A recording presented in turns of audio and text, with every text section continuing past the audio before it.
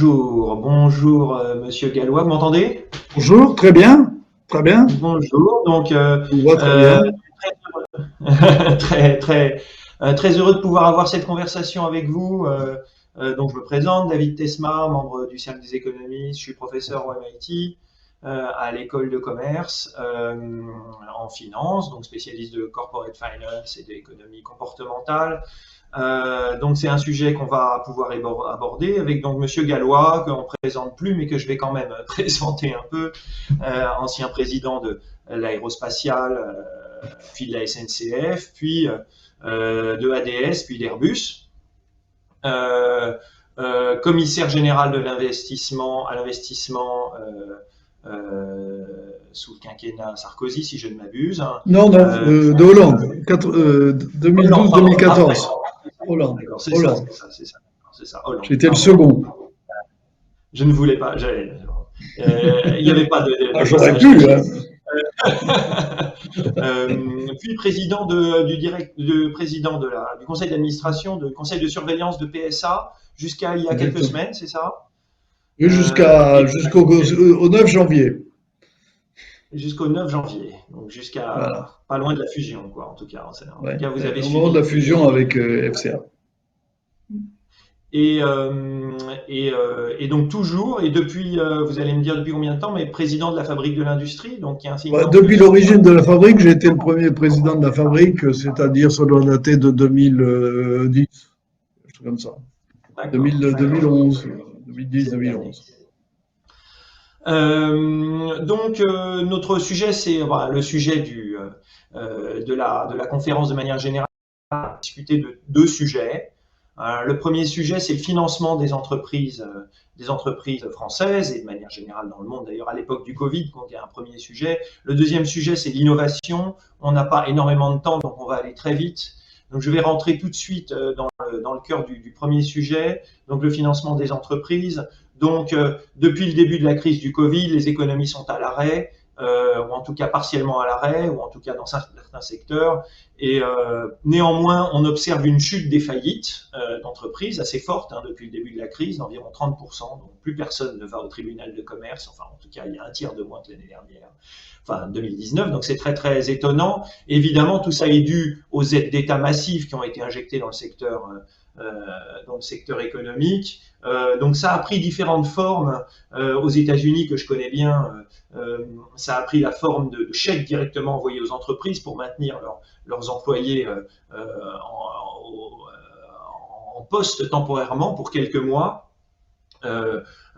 Puis ça, une combinaison d'assurance chômage un peu plus généreuse que d'habitude.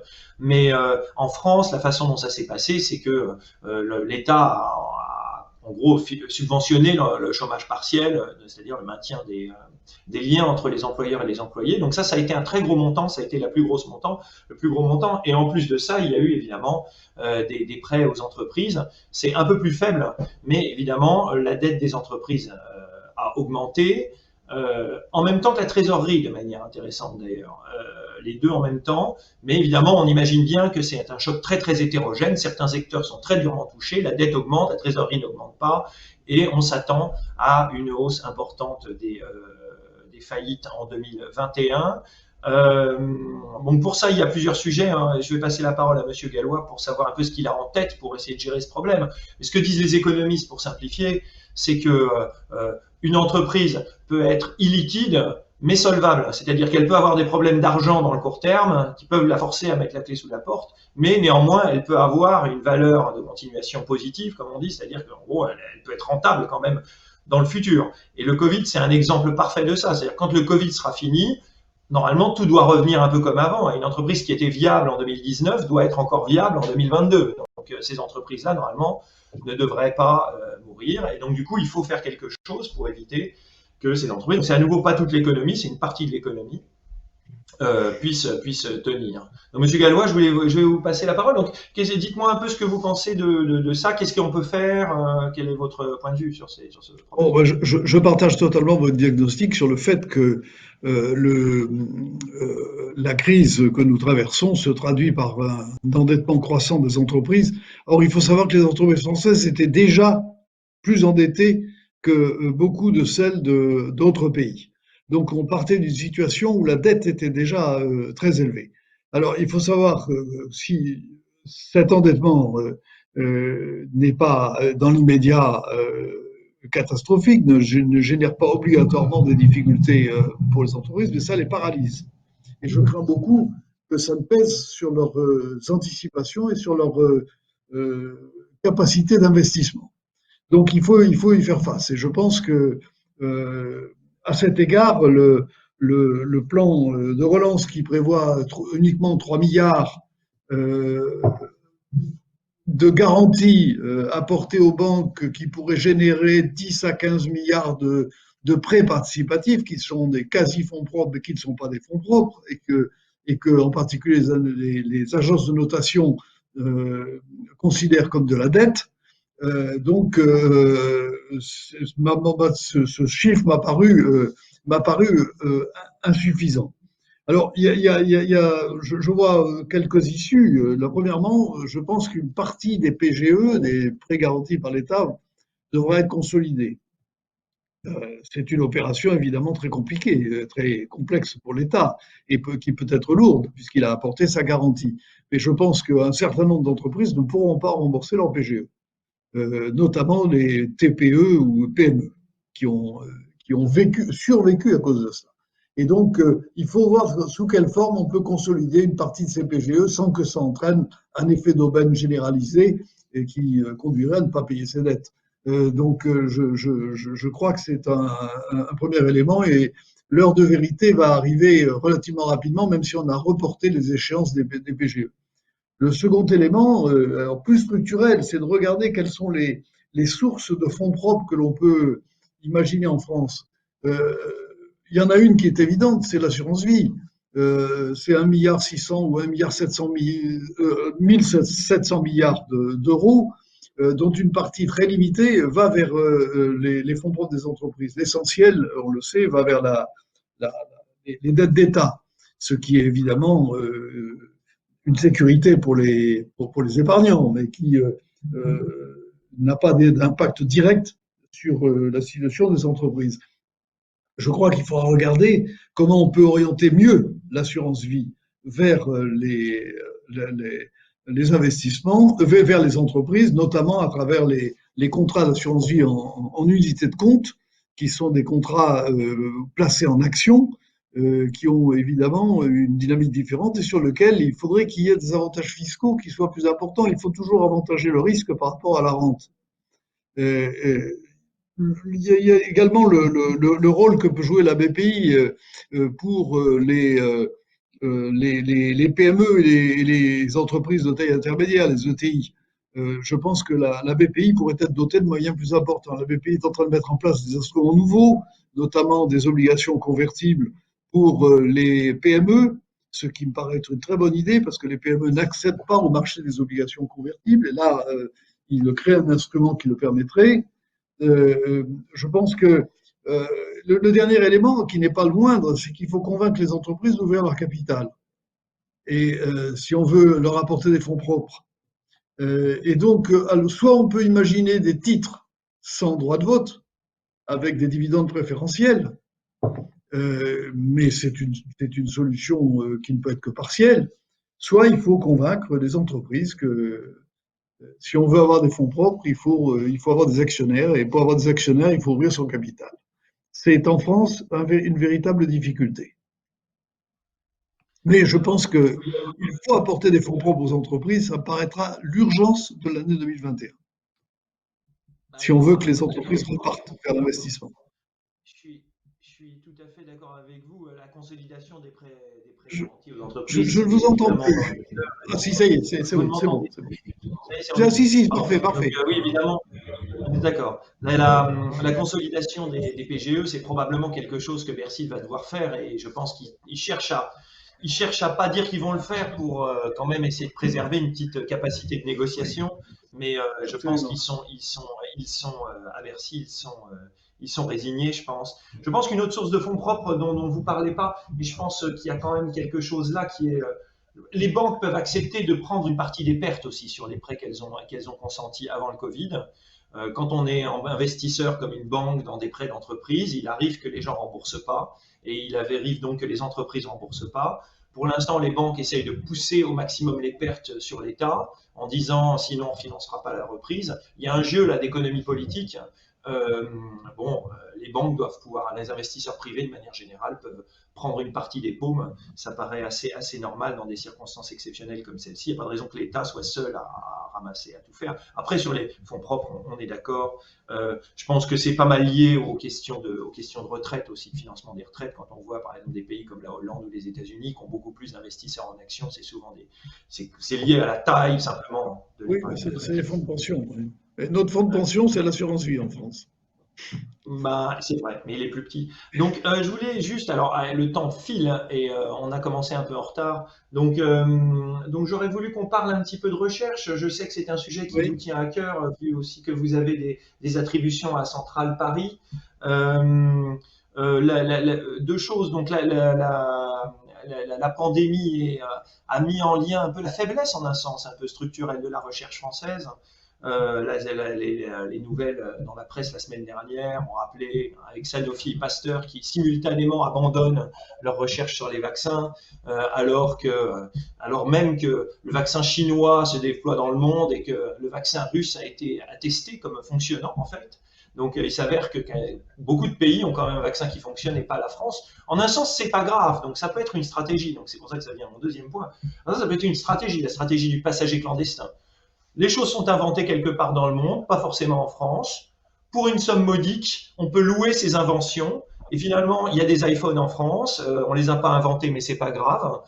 Il y aura des vaccins en France. Il faudra qu'on les achète à des puissances étrangères.